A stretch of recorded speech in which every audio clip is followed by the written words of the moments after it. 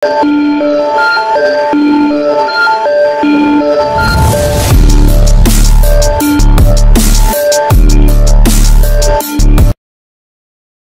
berjalannya waktu, Luo Feng tetap dalam meditasi yang tenang di dalam pavilion di tembok kota rumah tuan kota, sementara Morosa mengawasi dunia luar, menggunakan kekuatan tingkat kekacauannya untuk memastikan bahwa sekte bayangan hati tidak dapat bergerak tanpa disadari. Saudara Luohi, saya sudah siap sepenuhnya, sebuah suara tiba-tiba terdengar di telinga Luo Feng. Luo Feng membuka matanya. Marquis telah setuju, kami akan meluncurkan serangan hari ini, lanjut Yu, berkomunikasi secara telepati. Apakah semuanya sudah siap di pihakmu? Saya siap untuk bertindak kapan saja, jawab Luo Feng. Bagus. Yu sangat mementingkan Luo Feng, bukan hanya karena dia percaya Luo Feng dapat mencapai alam kekacauan di masa depan tetapi juga karena Luo Feng adalah kunci perang ini. Luo Feng berdiri, dan Morosa dengan cepat bertanya, apakah sudah waktunya untuk bergerak? Ikuti saja rencananya, dan semuanya akan baik-baik saja. Instruksi Luo Feng menambahkan bahwa yang terbaik bagi binatang buas, tingkat kekacauan seperti Morosa untuk tetap rendah hati.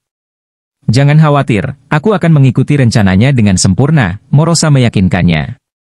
Luo Feng melirik keluar jendela. Formasi besar yang sebelumnya menyelimuti seluruh zona kekacauan telah ditarik setelah kegagalan rencana sekte bayangan hati untuk menyergap master formasi. Sekte itu sekarang telah mengontrak pertahanannya, membuat markasnya semakin dibenteng. Dalam waktu singkat, pasukan Marquis Jiujiang telah sepenuhnya dimobilisasi, siap untuk bertarung. Beberapa dipenuhi dengan semangat juang, sementara yang lain cemas, mengetahui bahwa pertempuran langsung akan menyebabkan korban. Tetapi sebagai tentara di bawah Marquis Jiujiang, mundur bukanlah pilihan. Ini waktunya do or die, pikir Gao Shui dengan sungguh-sungguh, memerintahkan harta karun mekanik sambil mengawasi Luo Feng di depan tentara, yang memberinya kepercayaan diri. Tiba-tiba, ledakan, ledakan, ledakan. Seluruh kota Huyang tampaknya menjadi hidup sebagai serangkaian formasi menakutkan yang diaktifkan, dengan total 139 formasi dengan kekuatan yang bervariasi, semuanya saling terkait sebagai satu unit yang kohesif. Dengan kekuatan formasi ini, beberapa simpul kritis di 3 formasi sekte utama sekte bayangan hati meledak. Tidak. Formasi telah dilanggar. Murid-murid sekte bayangan hati yang menjaga node ini gempar. Mereka dapat melihat bahwa formasi gelap yang sebelumnya menyelimuti kota Huyang telah menghilang, digantikan oleh kombinasi 139 formasi yang bekerja sama.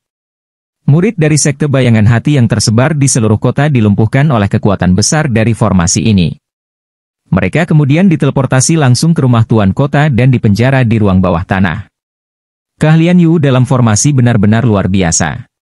Di markas sekte bayangan hati, pemimpin sekte, 18 tetua, dan Kiui semuanya menatap formasi warna-warni yang berseri-seri. Kekuatan gabungan mereka bahkan membuat mereka gelisah. Bersiaplah untuk pertempuran, perintah pemimpin sekte. Dengan raungan, sebuah kapal perang besar dari kerajaan kuno Yan Feng muncul, dengan sebagian besar murid biasa di dalamnya.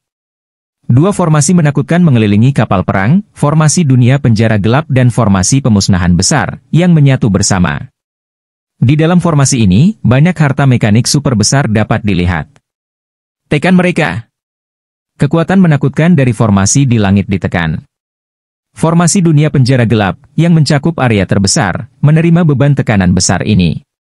Kekuatan formasi di kota Huyang sangat mencengangkan, dewa sejati abadi dalam formasi dunia penjara kegelapan berjuang untuk melawan, merasa sulit untuk fokus pada musuh lain. Pasukan Marquis Jiujiang juga melonjak keluar dari rumah tuan kota, menyerupai pusaran air dan api besar. Pusaran air terbungkus lapisan cahaya warna-warni, membawa kekuatan kota Huyang melawan musuh. Bahkan dengan bala bantuan, pertempuran ini akan tetap menjadi kemenangan kita. Kapal perang besar itu menyerang ke depan, menabrak pusaran air besar. Ledakan, ledakan, ledakan. Saat kapal perang bentrok dengan pusaran air, Luo Feng dan Morosa berada di garis depan. Hentikan Luohi! Suos! Suos! Makhluk hitam seperti burung dan sosok bayangan dengan cepat menyerbu ke arah Luo Feng. Luo Feng dengan santai mengayunkan Blood Shadow Blade-nya, Cahayanya meninggalkan busur pelangi yang cemerlang di kehampaan, menghalangi Heart Demon Yuan dan Shadow Demon General. Keduanya merasakan perbedaan dalam teknik mereka segera setelah mereka bentrok. Setelah mengendalikan Jenderal Iblis Bayangan, kekuatan mentahku tidak kalah dengan Luo He, tapi dalam hal teknik, aku jauh di belakang, pikir Qiui dalam hati. Dia hanya menguasai 5 teknik tingkat kekacauan, jadi bahkan dengan keunggulan 2 lawan 1, Luo Feng masih menanganinya dengan relatif mudah. Sambil memblokir serangan mereka, Morosa membawa Luo Feng dan dengan cepat melintasi kehampaan, memasuki formasi dunia penjara kegelapan. Pelayan Luo He adalah ahli dalam perjalanan kosong. Dia bisa bergerak melalui kehampaan bahkan di tengah formasi yang bentrok. Kedua pasukan tercengang. Beberapa elit mereka dapat berteleportasi di bawah penindasan normal kota besar, tetapi distorsi spasial yang disebabkan oleh formasi yang bertabrakan jauh lebih intens. Mampu melakukan perjalanan melalui kehampaan dalam kondisi seperti itu menunjukkan tingkat keahlian yang tak terbayangkan dalam teknik Void. Dia pasti telah menguasai beberapa teknik tingkat kekacauan dalam kehampaan. Tidak heran dia menjadi pelindung Luo He. Dengan dia memimpin pelarian, tidak ada di bawah alam kekacauan yang dapat mengancam mereka. Dewa sejati abadi dari sekte bayangan hati merasakan hawa dingin di hati mereka. Dia mencoba menghancurkan formasi dunia penjara kegelapan. Hentikan dia. Formasi dunia penjara gelap sudah berjuang untuk melawan 100 lebih formasi kota Huyang. Ia memiliki sedikit kekuatan yang tersisa untuk menghadapi Luo Feng, dan kemampuan pertahanan dirinya sangat berkurang, membuatnya rentan terhadap serangan Luo Feng dan Morosa. Pelayannya terlalu cepat dalam perjalanan kosong. Kita tidak bisa menghentikannya.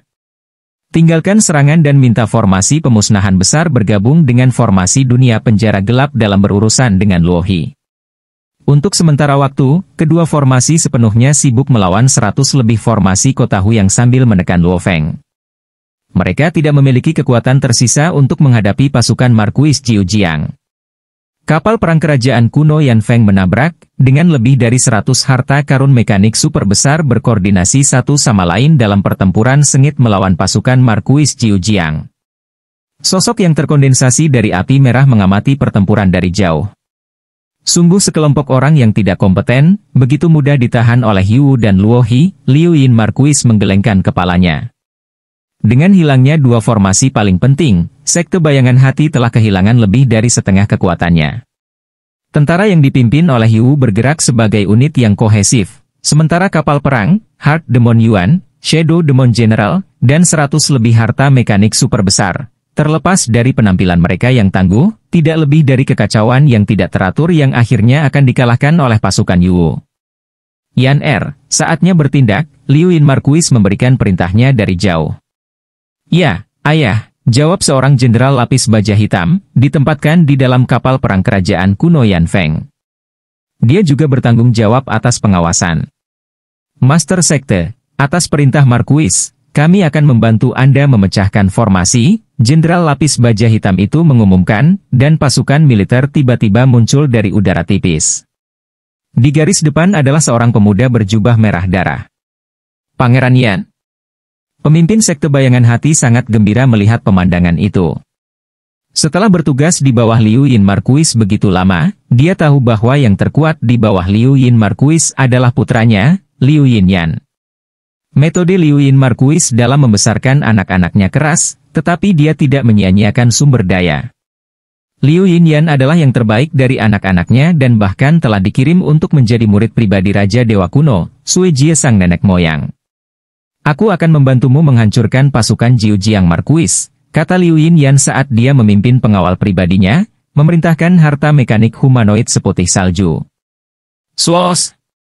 Harta karun humanoid seputih salju super besar, memancarkan keindahan tak berujung, muncul di kehampaan.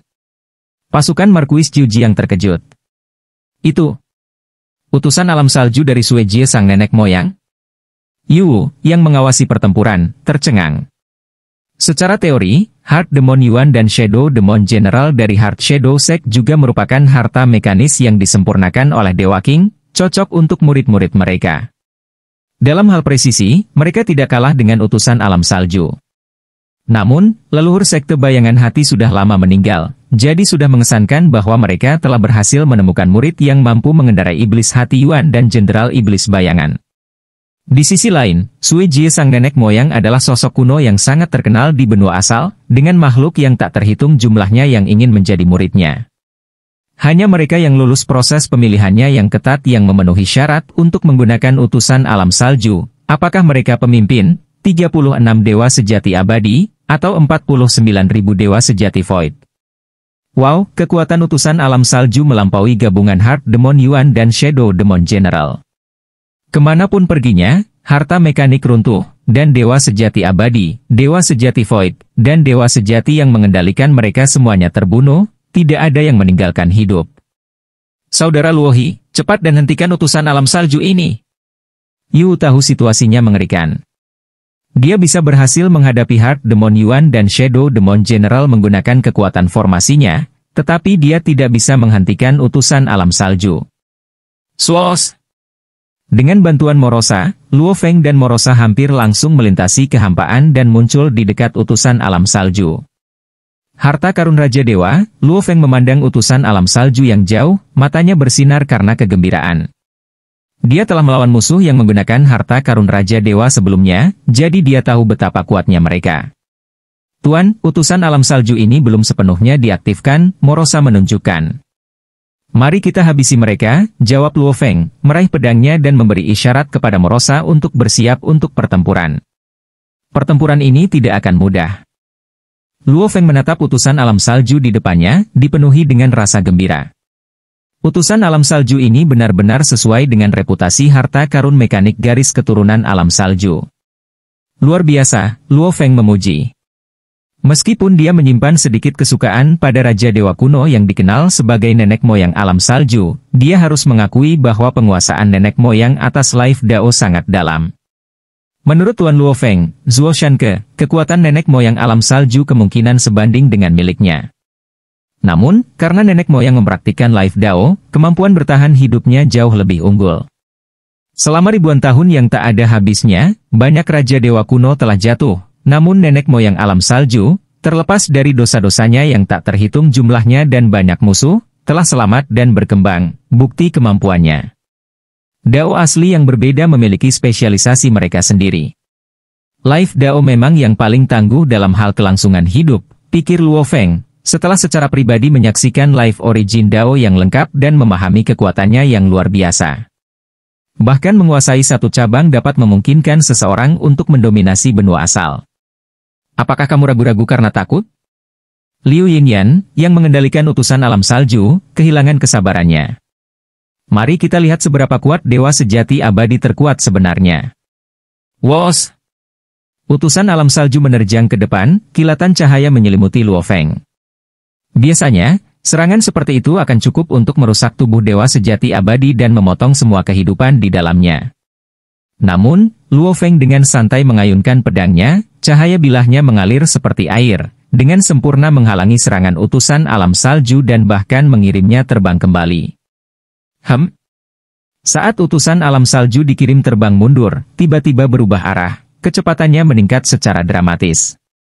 Wos, wos, wos! Itu menjadi kabur, berulang kali meluncurkan serangan. Luo Feng berdiri tegak, bertahan dengan sempurna terhadap setiap serangan. Semuanya, mundur ke rumah tuan kota, sebuah perintah tiba-tiba bergema di telinga Luo Feng. Dia melihat seluruh pasukan berubah menjadi aliran yang mengalir, melonjak menuju rumah tuan kota. Dengan bantuan lebih dari 100 formasi utama kota Huyang dan Luo Feng menahan utusan alam salju, seluruh pasukan berhasil mundur ke rumah penguasa kota hanya dalam beberapa napas. Saudara Luohi, Markuis memerintahkan penarikan, suara Yu memberitahunya melalui telepati. Luo Feng mengerti. Dia baru saja memahami hukum kekacauan dan berada di posisi terlemah sebagai makhluk alam kekacauan. Satu alam semesta kecilnya baru saja mulai berkembang, hati Tuhan sejatinya belum berubah, dan tubuh dan kekuatan ilahinya masih jauh dari berkembang sepenuhnya. Dia juga tidak punya cukup waktu untuk mempelajari dan menguasai teknik Chaos Realm. Mengekspos penguasaannya atas hukum kekacauan sekarang akan menjadi bodoh. Liu Yin Markuis tidak akan ragu untuk menghancurkan Luo Feng. Sama seperti awan darah sebelumnya, yang, pada saat hidup dan mati, telah mengalami transformasi garis keturunan dan menguasai hukum kekacauan. Namun, selain beberapa sedikit peningkatan dalam teknik, tidak ada peningkatan yang signifikan, memungkinkan Luo Feng untuk dengan mudah membunuhnya. Aku harus menunggu sampai tubuh ilahi sempurnaku mencapai batasnya di alam kekacauan sebelum aku benar-benar bisa berdiri kokoh di alam kekacauan, pikir Luo Feng. Seperti yang dia pahami, bahkan makhluk dengan tubuh ilahi tak terbatas di alam kekacauan perlu mengembangkan teknik rahasia untuk waktu yang lama setelah menerobos, meningkatkan dalam semua aspek tanpa kelemahan apapun sebelum mereka dapat mencapai puncak alam kekacauan, sebanding dengan Markuis Jiu Jiang. Dengan tubuh ilahi sempurnanya, Luo Feng seharusnya dapat mendekati level Markuis Jiu Jiang ketika berkembang sepenuhnya, meskipun masih belum setara dengan Liu Yin Markuis. Tapi untuk saat ini, mencoba menghadapi Liu Yin Markuis akan bunuh diri. Di dalam rumah tuan kota, inkarnasi kekuatan ilahi Markuis Jiu Jiang muncul, mengadakan perjamuan untuk menghormati anggota inti pasukannya. Lebih dari 100 dewa sejati abadi berkumpul di aula besar, duduk dalam urutan prioritas. Luo Feng dan Yu duduk di kedua sisi Markuis Jiu Jiang. Kalian semua telah bekerja keras dalam pertempuran ini, kata Markuis Jiu Jiang, tetapi dengan penampilan utusan alam salju, bahkan jika kita meraih kemenangan, mungkin hanya 2 atau 3/10 dari dewa sejati abadi di sini yang akan bertahan. Para dewa sejati abadi yang berkumpul setuju. Mereka semua telah melihat situasinya dengan jelas, dengan utusan alam salju menjerat Luo Feng, melanjutkan pertarungan bisa menyebabkan kekalahan. Bahkan jika mereka menang, itu akan menjadi pirasatu kemenangan. Kemenangan yang mahal hanya akan mengundang serangan lain dari pasukan Liu Yin Markuis, lanjut Markuis Jiu Jiang, menatap bawahannya. Dan kamu adalah satu-satunya pasukan yang aku miliki. Tidak perlu menyia-nyiakan Anda untuk mereka. Luo Feng setuju. Liu Yin Markuis tidak akan peduli dengan korban sekte bayangan hati, tetapi Markuis Jiu Jiang menghargai pasukannya. Lebih dari 3.000 dewa sejati abadi hampir semua pasukan Markuis Jiu Jiang. Perang gesekan? Dia tidak akan menghibur ide itu. Untuk menang, kita membutuhkan kemenangan yang menentukan, kata Markuis Jiu Jiang, menatap mereka. Kemenangan dengan kematian yang tak terhitung jumlahnya bukanlah yang saya inginkan. Terima kasih, Markuis. Banyak dewa sejati abadi mengungkapkan rasa terima kasih mereka, sangat tersentuh. Luo Feng, Yu, dan beberapa lainnya yakin mereka bisa bertahan di medan perang, tetapi dewa sejati abadi lainnya menghadapi risiko kematian yang konstan. Melawan utusan alam salju, mereka akan mati seketika. Kepedulian Markuis Jiu Jiang terhadap hidup mereka, keengganannya untuk melihat mereka terbuang, secara alami membuatnya disayangi oleh para pengikutnya. Gencatan senjata yang panjang ada di depan, Markuis Jiu Jiang mengumumkan. Saya akan menemukan cara untuk membawa lebih banyak bala bantuan. Saat dia melihat kelompok, termasuk Luo Feng dan Morosa, Yu, Yonghu, dan lainnya, Markuis Jiu Jiang bermasalah.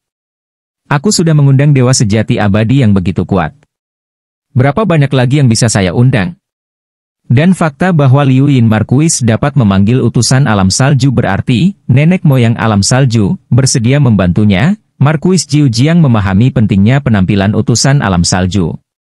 Nama utusan alam salju saja menunjukkan bahwa itu mewakili nenek moyang alam salju sampai batas tertentu.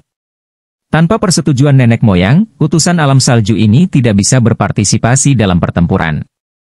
Dengan satu utusan alam salju, Liu Yin Markuis dapat membayar harga untuk memanggil 2, 3, atau bahkan lebih utusan alam salju, Markuis Jiu Jiang tahu ini.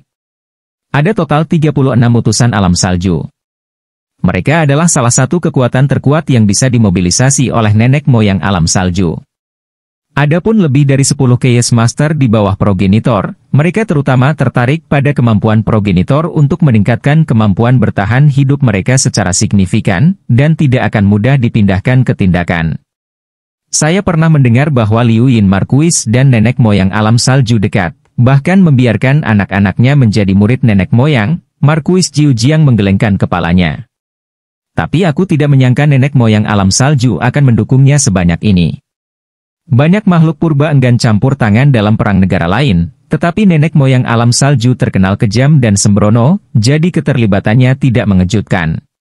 Pertempuran antara makhluk tingkat abadi, aku khawatir aku tidak bisa menang, pikir Markuis Jiu Jiang dalam hati. Aku harus turun ke lapangan secara pribadi. Bentrokan di level Chaos Realm akan jauh lebih brutal. Hanya aku saja tidak cukup, saya butuh bantuan, Marquis Jiujiang memutuskan. Dia yang meminta bantuan Chaos Master tinggi, tetapi dia tidak punya pilihan lain. Eskalasi konflik adalah sesuatu yang ingin dihindari kedua belah pihak. Begitu meningkat, pihak yang lebih lemah akan mencari bantuan, dan segera akan ada pertempuran multisisi antara Chaos Masters. Di wilayah alam semesta primordial, di dalam alam semesta kecil Luofeng. Gemuruh. Di pusat alam semesta kecil, yang memiliki diameter ratusan miliar tahun cahaya, adalah ruang asal khusus, sekarang runtuh dengan sendirinya. Di dalam, energi kekacauan muncul, bersama dengan manifestasi nyata dari hukum kekacauan. Tempat ini seperti lapisan ruang yang kacau. Ketika aku awalnya membangun alam semesta kecil ini, aku menyusunnya menggunakan kerangka kerja, One Origin, memungkinkannya berevolusi secara alami setelahnya, inkarnasi kekuatan ilahi Luofeng berdiri di dalam ruang asal alam semesta, menyaksikan energi kekacauan di sekitarnya melonjak. Kerangka kerja saya cukup halus, dan secara alami berevolusi menjadi ruang asal yang kacau. Evolusi alam semesta kecil dimulai dengan menetapkan kerangka kerjanya, diikuti oleh pertumbuhan alami. Jika kerangka awal lemah, alam semesta kecil akan relatif kecil. Jika kerangka kerja memiliki kelemahan yang signifikan, alam semesta kecil mungkin mencapai tahap evolusi tertentu dan kemudian berhenti tumbuh. Ini adalah situasi yang langka, karena mereka yang menempuh jalan hukum untuk menjadi dewa sejati jarang mengalami masalah ini. Adapun mereka yang mengikuti jalur garis keturunan, alam semesta kecil mereka ditentukan oleh garis keturunan mereka. Meskipun potensi mereka tidak setinggi mereka yang berada di jalur hukum, mereka tidak memiliki kekurangan yang fatal. Apa yang terjadi? Apa ini? Di dalam alam semesta kecil Luofeng hidup manusia yang tak terhitung jumlahnya, beberapa di antaranya, termasuk master alam semesta dan dewa sejati, merasakan perubahan di alam semesta kecil.